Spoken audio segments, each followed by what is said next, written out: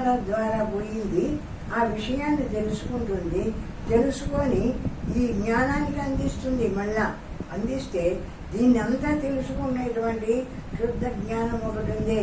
ఆ జ్ఞానము తనకు కావాల్సిందైతే తీసుకుంటుంది, లేకపోతే నాకు అక్కర్లేదు బొమ్మని. ఆ విధంగా ఈ 3 రకాలుగా ఉండేటువంటి 3 దారుల ద్వారానే ఈ ప్రపంచానుభవము ఏర్పడుతుంది అని. ఈ 4 జ్ఞేయము తప్ప మిగిలిన 3 కేవలం భావన మాత్రములుగానే ఉంటున్నవి. జ్ఞేయం అంటే మనకు చూడబడి బయట ఉండే వస్తువులు, ఆ వస్తువులు తప్ప కదమాటివి మన కంటిలో చూసే జ్ఞానము, ఆ కంటిలో చూస్తున్నాను నేను చూస్తున్నాను అనుకునేటువంటి అహంకారమైన జీవులు, దానికి సాక్షిగా ఉండేటువంటి జ్ఞానస్వరూపము. ఈ విధంగా 4 రకాలుగా ఒకదాని తర్వాత ఒకటి, ఒకదాని తర్వాత ఒకటి ఆ జ్ఞానము ఆ రకంగా ప్రసరిస్తుంది. అట్లా అందుకే సర్వము బ్రహ్మమయము అని చెప్పినట్టు శాస్త్రం ఎందుకు చెప్తుంది? అందరూ బ్రహ్మస్వరూపులే, ప్రపంచమంతా బ్రహ్మస్వరూపమే. అంటే ఈ 4 రకాల రాని ప్రపంచం ఎవరన్నా ఉందా? కనీసము మన మనుషులకే కాదు, పశువులకు కూడా వాటి కంటి ద్వారా జ్ఞానం పోతే అక్కడ గడ్డి ఉందో ఏదుందో తినవాళ్ళనో అనిపిస్తే కదా ఆ దేహం పోయి అది తిని ఆ దేహాన్ని నిలుపుకుంటుంది. మరి దేనికి లేదు ఈ 4 వరుసలా ఉండేటువంటి జ్ఞానం? అన్నిటికీ ఉంది. అందరూ కూడా ఇటువంటి జ్ఞానం చేతనే జీవిస్తూ ఉన్నారు. కానీ ఎవరికి ఇటువంటి జ్ఞానం ఒకటి ఉంది నాలో, ఇటువంటి జ్ఞానం వల్ల నేను జీవిస్తున్నాను అనేటువంటి విషయము ఎవరికి తెలియబడకుండా ఉంది. ఆ విధంగా తెలియబడకుండా ఉంది. కానీ శాస్త్రం తెలియజెప్తుంది, ఈ విధంగా నీలోంచి 4 రకాలుగా బయటకు వస్తుందన్న విషయము నువ్వు అర్థం చేసుకొని, అవును నిజమే కదా, ఇటువంటి జ్ఞానం నా స్వరూపము నాలో ప్రకాశిస్తూ ఉంది కదా, ఆ జ్ఞానమే లేకపోతే ఈ శరీరం ఏం పని చేసిండు? ఇది ఒక శవమై పడిపోతుంది కదా ఆ జ్ఞానమే లేకుంటే. కాబట్టి ఆ జ్ఞానము సర్వవ్యాపకమైన బ్రహ్మస్వరూపము. దాన్ని మనము అహం బ్రహ్మాస్మి యోహం అయమాత్మ బ్రహ్మ అంటే ఆ బ్రహ్మస్వరూపము నిరాకారంగా సర్వవ్యాపకంగా నిండి ఉండేదైతే బ్రహ్మము అన్నాము, అక్కడి నుంచి వచ్చిందైతే ప్రత్యేగాత్మ అన్నాము, అక్కడి నుంచి ఇంద్రియాల ద్వారా బయటకు వచ్చి ఇప్పుడు నేను అంటుండేటువంటి కర్తాత్మ అంటున్నాం, ఇంకా బయటికి పోతుంటే విషయ రూపమవుతుంది. ఈ విధంగా ఒకే జ్ఞానము 4 విధాలుగా మారుతూ మారుతూ మారుతూ వచ్చి ప్రపంచం మీదకి వచ్చి ప్రపంచానుభవాలన్నిటినీ అనుభవిస్తుంది. చూడు, ఇటువంటి అనుభవం అనుభవించని మనిషి ఎవరు? మనిషే కాదు, పశువు కానీ మనిషి కానీ ఏదైనా ఈ అనుభవం ఉంటేనే అది ఆహారం స్వీకరించి ఆ దేహం నిలబడేది. ఆహారం తీసుకొని లోపలికి ఇది మంచిది అని తెలియబడిన తర్వాత అది తీసుకుంటే లోపలికి అది ఆహారం శరీరంకి బలాన్ని ఇచ్చి శరీరం నిలబెడుతుంది. ఈ విధంగా ప్రతి మనిషి కానీ పశువు కానీ పక్షి కానీ ఏదైనా జగత్తులో నిలబడి ఉంది అంటే దేని చేత నిలబడి ఉందో అంటే ఈ 4 విధాలుగా ప్రకాశిస్తూ ఉండేటువంటి ఆ జ్ఞాన స్వరూపమైన బ్రహ్మమే సర్వాన్ని నడుపుతుంది, సర్వాన్ని నిలబెట్టి ఉంది. ఆ జ్ఞాన స్వరూపమైన ఆ బ్రహ్మస్వరూపము అది లేకపోతే అందరూ ఎక్కడ పడిపోయిందరు. అట్లా లేకుండా అందరూ చైతన్యవంతమై వాళ్ళ పనులు వాళ్ళు చేస్తున్నారంటే ఆ జ్ఞానం యొక్క ప్రకాశం వల్లనే సమస్తము జరుగుతుంది.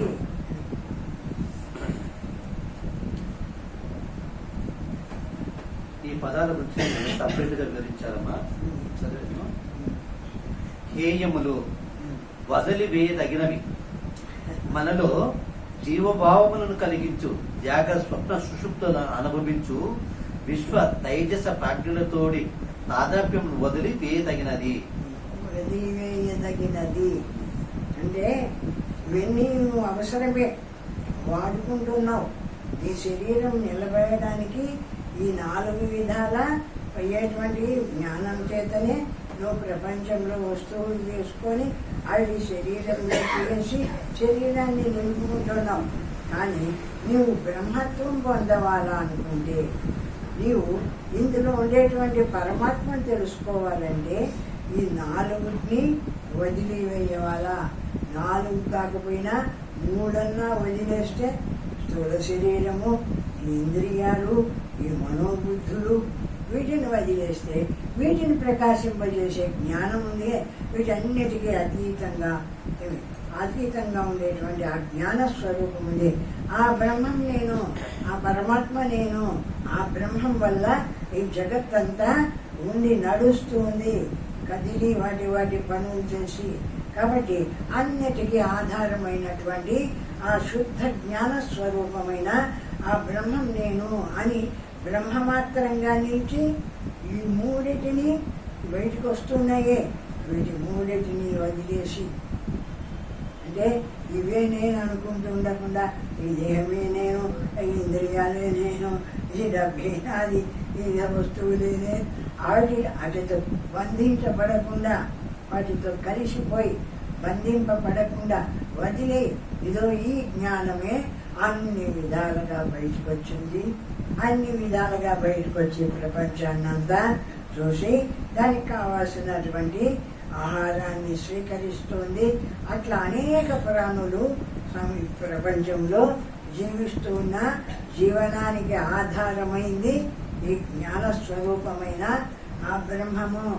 ప్రజ్ఞానం బ్రహ్మ, సర్వం బ్రహ్మమయం అని ఆ బ్రహ్మము ఆ విధంగా సర్వవ్యాపకంగా లేకపోతే ఇటువంటి దాన్ని దేవుడని తెలుసుకోలేక అంత జ్ఞానాన్ని ఇంతకంటే ఈ ప్రపంచాన్ని అంతా నిలబెట్టి ఆడిచ్చేటువంటి సత్తా ఉన్న ఆ దేవుడు కానీ మనం అనుకుంటూ ఉండేటువంటి రకరకాల బొమ్మలు మనం అది అమ్మవారిని వాడి చెరువులు కట్టి ఆయన వేసి అయ్యవారిని అన్నీ వేసి మగవాళ్ళు ధరించినట్టు ఇంకా ప్యాంటు షర్ట్లు ఏమో పంచలు కట్టి చేస్తున్నారు.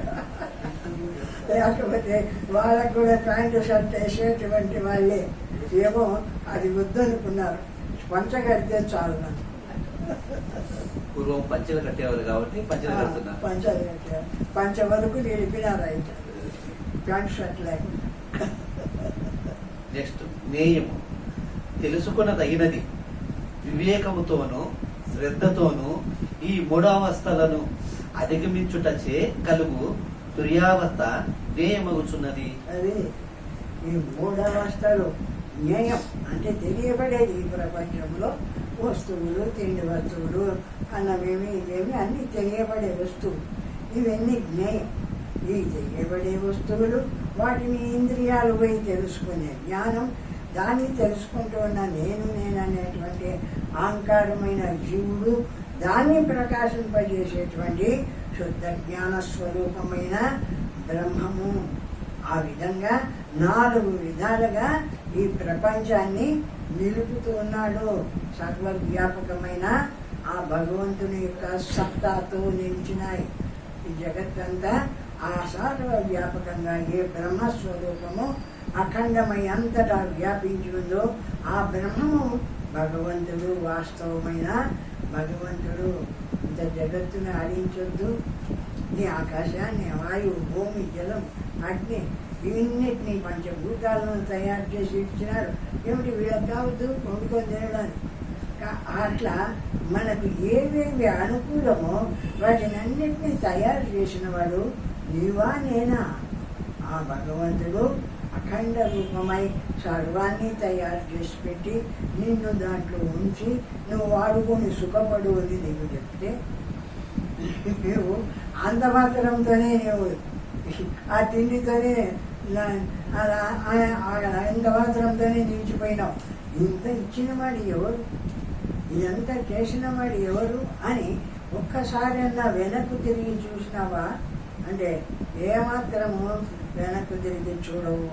అటువంటి భగవంతుడు వెనక్కు తిరిగి చూసిన వాళ్ళు ఒక్కొక్క దాన్ని దాటేస్తారు. ఒక్కొక్కటి ఇప్పుడు 4 విధాలుగా బయటకు వచ్చినటువంటి దీన్ని ఒక్కొక్క ఇంద్రియంలోంచి వెనక్కు తీసుకొని నిరాకారమై సర్వవ్యాపకంగా అఖండంగా ఏ బ్రహ్మ ఉందో బ్రహ్మ మాత్రంగా నిలబడుతున్నాడు.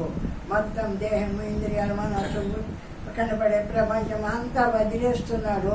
శుద్ధ జ్ఞాన స్వరూపము సర్వవ్యాపకంగా అనంతంగా అఖండంగా ప్రకాశిస్తుంది. ఆ బ్రహ్మం నా స్వరూపము అనుకున్నాడు. బ్రహ్మ మాత్రంగా నిలిచినాడు.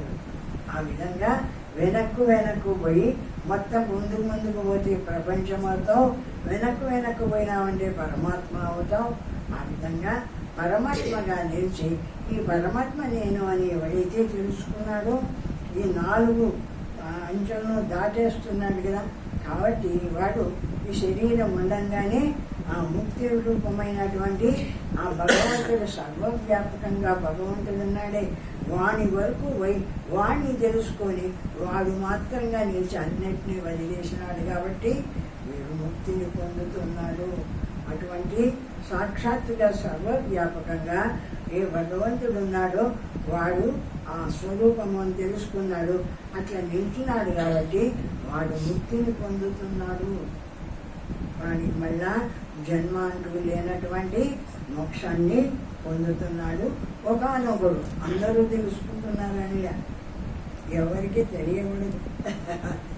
తెలియబడదు కానీ తెలుసుకోవాలనుకున్న వాడికి తెలియబడదు.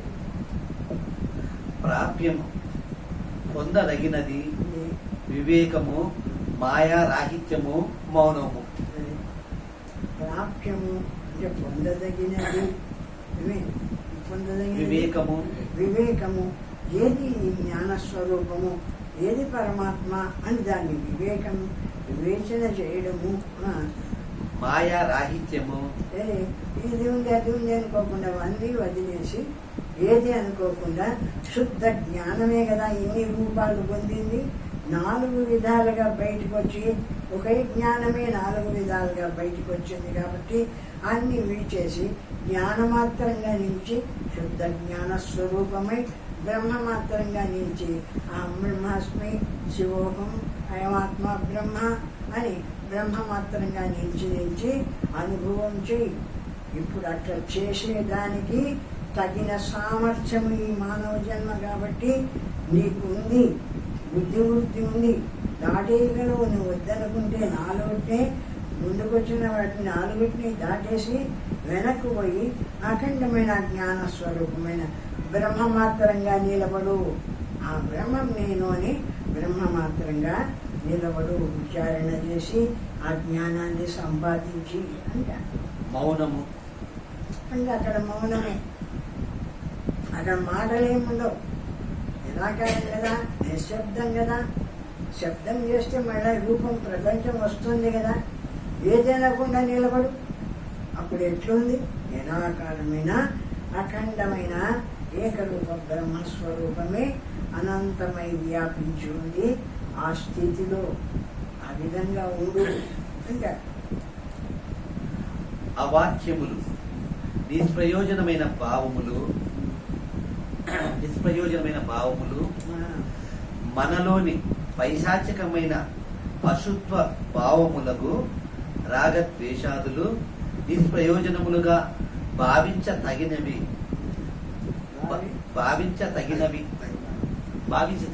నిష్ప్రయోజనములని భావించదగినవి.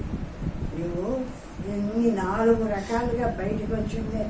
4 రకాలుగా బయటకు వచ్చి ఈ యొక్క జ్ఞాన స్వరూపము ఈ ప్రపంచ రూపం అయిపోయి వాడితో వీడితో వాడు ఆ మాట ఈ మాట పొద్దుకొని మాటలు మాట్లాడుకోవడము, వాడిని వీడు కొట్టుకోవడము, వాడిని వీడు తిట్టుకోవడము, ఇవన్నీ కూడా పొందదగినవి కాదు. వాటిని విడిచబాసినాటివి, ఇవి ప్రయోజనం లేదు అని తెలుసుకొని అటువంటివి విడిచేసి మౌనాన్ని సాధించు. నిలిచి నిశ్శబ్దంగా మౌనంగా నిలిచి ఆ మౌనమైనటువంటి ఆ బ్రహ్మత్వాన్ని తెలుసుకో. ఈ 4 విధాలుగా బయటకు వచ్చినటివి ఇవే సత్యం అనుకొని వీటిలో జరుగుతూ ఇక్కడ ఒకరితో ద్వేషము, ఒకరితో మంచి, ఒకరితో ఈ విధమైనటువంటి ఈ భావాలతో ఈ ప్రపంచంలోకి కలిసిపోవాకు. ఈ విడవదగినాటివి వదిలేసి హాయిగా అన్నిటికీ ఆధారమై ఏకమైన జ్ఞానం ఉంది. పరమాత్మ మొదట ఉండింది. ఆ జ్ఞాన స్వరూపము సర్వానికి ఆధారమని ఆ విధంగా నిలిచి అనుభవం చేసుకో. ఆ పరమాత్మ స్థితిని ఆ విధంగా తెలుసుకొని అనుభవం చేసుకో. అక్కడ నిలిచి పరమాత్మని శ్రీ శంకరుల మత ప్రకారము పొందతగినవి వివేకము, బాలుని వలె అమాయకత్వము, మౌనము అయి ఉన్నవి. వాస్తవమైన స్థితి ఎట్లుంది అంటే, ఇప్పుడు ఇది మనము బయట మాట్లాడము, అందరితో మాట్లాడము, చేయడం, వీళ్ళు గొప్పవాళ్ళు అనుకుంటున్నాం. కానీ వాస్తవమైన స్థితి ఎట్లుందంటే బాలుని వలె ఎవరిని కల్పించుకోడు. చిన్న పిల్లవాడు ఎట్లయితే దేన్ని కనిపించుకోకుండా ఉంటున్నాడు అట్లా బాలుని వలె మౌనంగా ఏది మాట్లాడకుండా ఎప్పుడైతే నిలబడుతున్నావో అప్పుడు శుద్ధమైన ఆ బ్రహ్మమై నిలుస్తున్నావు. ఇంకా ఆ బ్రహ్మము నీ ఇంద్రియాల ద్వారా, నీ వాంగ్మనస్సుల ద్వారా బయటకు వచ్చి ప్రపంచమైపోయి ఇక్కడ మంచి చెడుతో చూసి వాటిని గురించి ఇతరులతో మాట్లాడి, వాళ్ళతో మాట్లాడి, ఒకరితో ద్వేషము, ఒకరితో రాగం, ఇవన్నీ మొత్తం అంతా వదిలేసినావు. ఒకటి దాటేసినావు, మొత్తం అంతా వదిలేసినావు. ఆ చిన్న పిల్లవాడు ఎట్లయితే మౌనంగా నిశ్శబ్దంగా నిలబడతాడో అట్లా నిలబడు. ఆ చిన్న పిల్లవాడి మాదిరి నిలబడు ఆ పరమాత్మ స్థితిలో అంటాడు. ఆధ్యాత్మిక జ్ఞానములకు ఇవి అత్యంత ప్రధానములై ఉన్నవి. ఈ పరమాత్మను అంటే ఆధ్యాత్మిక జ్ఞానానికి అంటే పరమాత్మను తెలుసుకోవడానికి ఇవి అత్యంత ఆవశ్యకమైనవి. ఊరికే వదిలి చావుకూడదు. ప్రతి వాళ్ళతో ఆ అమ్మ మాటలు, ఈ అమ్మ మాటలు, ఏదో ఎంతెంత మౌనంగా నిలబడుతుంటామో, ఎంతంత ఏది అనకుండా నిలబడుతుంటామో అప్పటికి 3 దాటిన వాళ్ళమవుతున్నాం.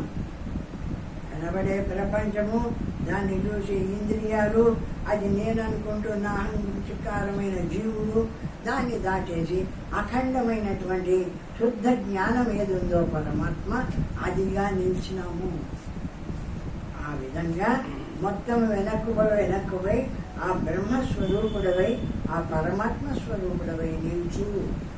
ఊరికి అన్నిటికీ బయటికి పోయి నానాకవి మాట్లాడద్దు అంటాడు. వివేకము, యుక్తాయుక్త వివేచన జ్ఞానము. ఇది వివేకము అంటే యుక్తాయుక్తం అంటే ఇది చెయ్యకూడని పనులు, ఇది చెయ్యవలసిన పనులు అనేటువంటి వివేక జ్ఞానం కలిగి ప్రతి దాంట్లో దూరకుండా హాయిగా వదిలేసి ఎంత మాత్రము నీకు అవసరమో అంత మాత్రమే నువ్వు వాడుకొని అట్లా ఉండడము అభ్యాసం చేసుకో. శుద్ధమైన బ్రహ్మమై నిలుస్తావు. ఇది భక్తి చేతనే అభివృద్ధి చెందుతున్నది. ఇది భక్తి చేతనే అభివృద్ధి చెందుతారు వివేకము. అది భక్తి చేత కూడా అభివృద్ధి అంటే ఆ భగవంతుడు తప్ప వాడికి ఇంకేం కావట్లేదు. ఈ మనుషులు, పశువులు, పట్టులు, ఇక్కడ ఉండే లాభ నష్టాలు వానికి అవసరం లేదు. వాడికి ఎప్పుడు ఏదో ఒక రూపాన్ని అందుకుంటాడు, ఏదో ఒక దైవాన్ని, ఆ దైవ రూపాన్ని అనుకుంటూ ఇంకా అట్లా నిలిచిపోతాడు. వాడికి మనస్సులో ఏవి వికల్పాలు ఉండవు. ఆ విధంగా ఆ భక్తి చేత అంటే ఇంకా స్వస్వరూపానుసంధానం భక్తి విధితే అంటాడు. అయితే భక్తి చేతనే అవి లభ్యమవుతాయి. అయితే నేను పోయి దేవుళ్ళకు పోవాల్సిందేనా, ఆ దేవుళ్ళందరినీ చూడవలసిందేనా, నేను ఇది భక్తిని పెంచుకోవాలా అంటే అవసరం లే. స్వస్వరూపానుసంధానం భక్తి విధీయతే, అది కూడా భక్తేను అంటాడు. నీ స్వరూపమైన పరమాత్మ స్థితి ఏది ఉందో ఆ పరమాత్మ స్థితిని మాటికి అనుకొని నిలబడుతున్నావు చూడు, ఆ బ్రహ్మమై, అది కూడా భక్తి.